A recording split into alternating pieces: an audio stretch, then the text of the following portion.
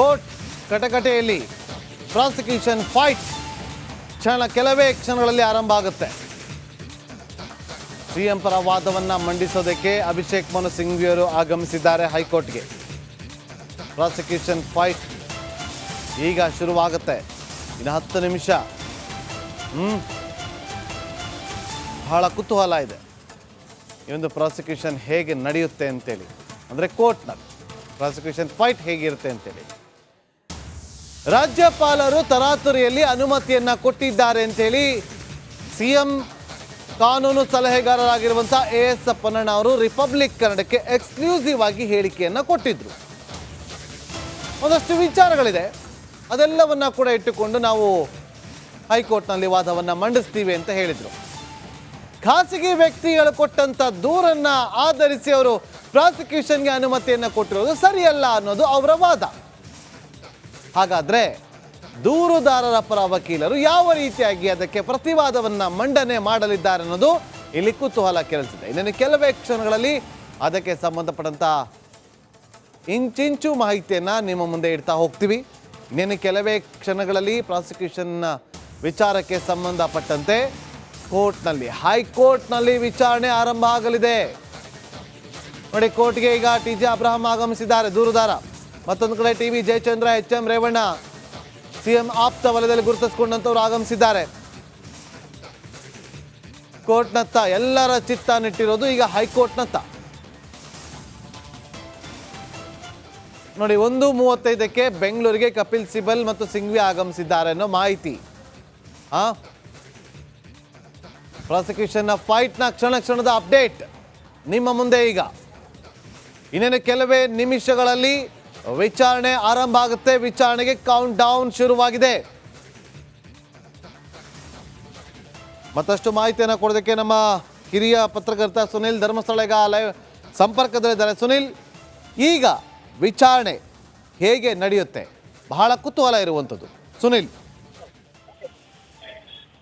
S, CM ವಿರುದ್ಧ ಪ್ರಾಸಿಕ್ಯೂಷನ್ಗೆ ಅನುಮತಿ ಸಲ್ಲಿಸಿರುವಂತದನ್ನ ಪ್ರಶ್ನೆ ಮಾಡಿಕೊಂಡು ಈಗಾಗಲೇ ಹೈಕೋರ್ಟ್ಗೆ ಒಂದು ರಿಟ್ ಅರ್ಜಿಯನ್ನು ಸಲ್ಲಿಕೆ ಮಾಡಿರುವಂತದ್ದು. ಈಗ ಇನ್ನೇನು ಕೆಲವೇ ನಿಮಿಷಗಳಲ್ಲಿ ಈ ಒಂದು ಅರ್ಜಿಯ ವಿಚಾರಣೆಯನ್ನ ಹೈಕೋರ್ಟ್ ಕೈಗೆತ್ತಿಕೊಳ್ಳಲಿದೆ. ಸೊ ಇಲ್ಲಿ ಈಗ ಅರ್ಜಿದಾರರ ಪರವಾಗಿ ಅಂದ್ರೆ ಸಿಎಂ ಸಿದ್ದರಾಮಯ್ಯ ಪರವಾಗಿ ಸಲ್ಲಿಸಿರುವಂತಹ ಒಂದು ಮನವಿಯಲ್ಲಿ ಪ್ರಮುಖ ವಿಚಾರ ಏನು ಅಂತ ಹೇಳಿದ್ರೆ, ರಾಜ್ಯಪಾಲರು ಈ ಒಂದು ಪ್ರಾಸಿಕ್ಯೂಷನ್ಗೆ ಅನುಮತಿ ನೀಡುವ ಮುನ್ನ ಕಾನೂನಿನ ಪ್ರಕ್ರಿಯೆಗಳನ್ನು ಸೂಕ್ತ ರೀತಿಯಲ್ಲಿ ಪಾಲನೆ ಮಾಡಿಲ್ಲ. ಜೊತೆಗೆ ಸಚಿವ ಸಂಪುಟದ ಶಿಫಾರಸಿಗೆ ವಿರುದ್ಧವಾಗಿ ನಡೆದುಕೊಂಡಿದ್ದಾರೆ.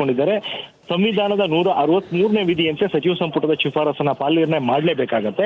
ಆದ್ರೆ ರಾಜ್ಯಪಾಲರು ಇದ್ಯಾವುದನ್ನು ಕೂಡ ಪಾಲನೆ ಮಾಡಿಲ್ಲ ಅನ್ನುವಂಥದ್ದು ಆರೋಪವನ್ನ ಮಾಡಿದ್ದಾರೆ. ಹಾಗಾಗಿ ಈ ಎಲ್ಲ ಕಾರಣಗಳಿಂದಾಗಿ ಮತ್ತು ಈ ಒಂದು ಸಿಎಂ ಸಿದ್ದರಾಮಯ್ಯ ವಿರುದ್ಧ ಏನು ಆರೋಪ ಇದೆ ಅದಕ್ಕೆ ಸಂಬಂಧಪಟ್ಟಂತೆ ಅವರು ಅಧಿಕಾರವನ್ನ ದುರ್ಬಳಕೆ ಮಾಡ್ಕೊಂಡಿದ್ದಾರೆ ಅನ್ನುವಂಥದಕ್ಕೆ ಸಂಬಂಧಪಟ್ಟಂತೆ ಯಾವುದೇ ರೀತಿಯ ಸಾಕ್ಷ್ಯಾಧಾರಗಳು ಕೂಡ ಇಲ್ಲ. ಈ ಎಲ್ಲ ಕಾರಣಗಳಿಂದಾಗಿ ಈ ಒಂದು ಅರ್ಜಿಯನ್ನ ರದ್ದು ಮಾಡಬೇಕು ಅಂತ ಹೇಳಿ ಈ ಒಂದು ಮನವಿಯನ್ನ ಸಲ್ಲಿಕೆ ಮಾಡಿರುವಂಥದ್ದು. ಈಗ 2:30ಕ್ಕೆ ಇದೇ ಒಂದು ಅರ್ಜಿಯ ವಿಚಾರಣೆಯನ್ನ ಹೈಕೋರ್ಟ್ ಕೈಗೆತ್ತಿಕೊಳ್ಳಲಿದೆ ಮತ್ತು ಇದರ ನಿರ್ಧಾರ ಯಾವ ರೀತಿ ಆಗತ್ತೆ ಅನ್ನುವಂಥದ್ದು ಸಾಕಷ್ಟು ಕುತೂಹಲಕ್ಕೆ ಕಾರಣ ಆಗಿದೆ. ಒಂದು ವೇಳೆ ಏನಾದರೂ ಹೈಕೋರ್ಟ್ ಈ ಒಂದು ರಾಜ್ಯಪಾಲರು ನೀಡಿರುವಂತಹ ಪ್ರಾಸಿಕ್ಯೂಷನ್ ಅನುಮತಿಯನ್ನು ರದ್ದುಗೊಳಿಸಿದ್ದೇ ಆದಲ್ಲಿ ಆಗ ಸಿಎಂ ಸಿದ್ದರಾಮಯ್ಯ ಅವರಿಗೆ ನಿಜಕ್ಕೂ ಕೂಡ ಅದು ಪ್ಲಸ್ ಪಾಯಿಂಟ್ ಆಗುತ್ತೆ. ಒಂದು ವೇಳೆ ಅವರು ಈ ಒಂದು ಅರ್ಜಿಯನ್ನ ತಿರಸ್ಕಾರವನ್ನಾದ್ರೂ ಮಾಡಿದ್ದೇ ಆದಲ್ಲಿ ಆಗ ಮುಂದಿನ ಪ್ರಕ್ರಿಯೆಗಳು ಶುರುವಾಗುತ್ತೆ. ಒಂದು ಕಡೆಯಲ್ಲಿ ದೂರುದಾರರು ನೀಡಿರುವಂತಹ ದೂರಿಗೆ ಸಂಬಂಧಪಟ್ಟಂತೆ ಜನಪ್ರತಿನಿಧಿಗಳ ವಿಶೇಷ ನ್ಯಾಯಾಲಯದಿಂದ ಈ ಒಂದು ಪ್ರಕರಣಕ್ಕೆ ಸಂಬಂಧಪಟ್ಟಂತೆ ಹೊಸದಾಗಿ ಪ್ರಕರಣವನ್ನು ದಾಖಲಿಸಿಕೊಳ್ಳೋದಕ್ಕೆ ಏನಾದರೂ ಅನುಮತಿಯನ್ನು ನೀಡಿದ್ದೇ ಆದಲ್ಲಿ ಅಥವಾ ಆದೇಶವನ್ನು ನೀಡಿದ್ದೇ ಆದಲ್ಲಿ ಆಗ ಬಹುತೇಕ ಲೋಕಾಯುಕ್ತ ಕಡೆಯಿಂದ ಈ ಒಂದು ಪ್ರಕರಣಕ್ಕೆ ಸಂಬಂಧಪಟ್ಟಂತೆ ತನಿಖೆ ಆರಂಭ ಆಗುವಂತ ಸಾಧ್ಯತೆ ಇರುವಂತದ್ದು.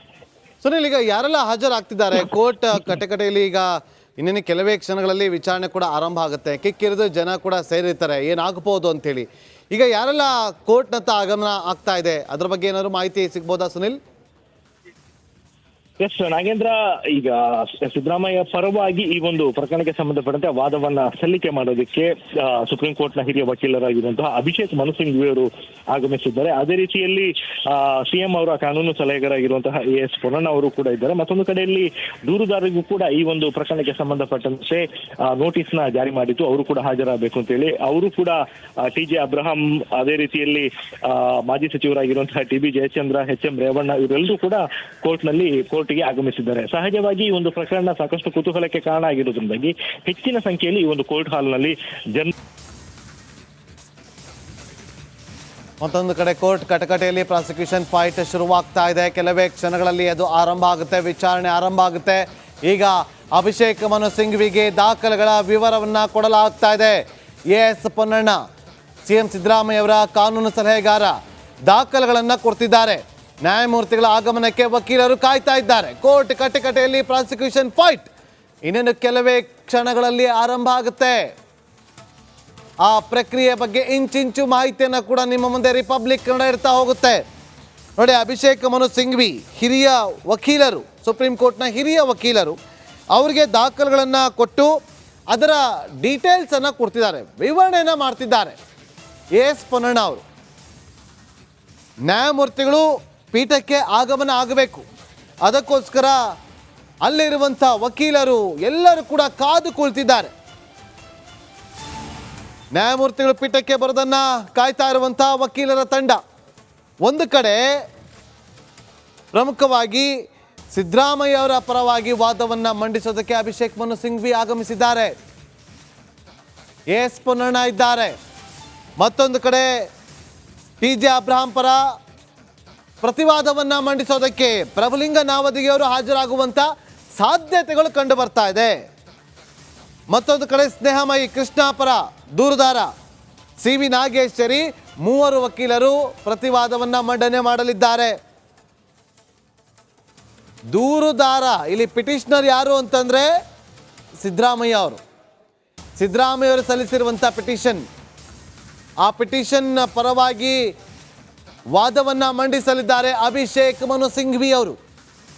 ಮತ್ತೊಂದು ಕಡೆ ರಾಜ್ಯಪಾಲರಿಗೆ ಕೊಟ್ಟಿದ್ದಂಥ ದೂರು, ಆ ದೂರುದಾರರ ಪರವಾಗಿಯೂ ಕೂಡ ಘಟಾನುಘಟಿ ವಕೀಲರೇ ಇದ್ದಾರೆ.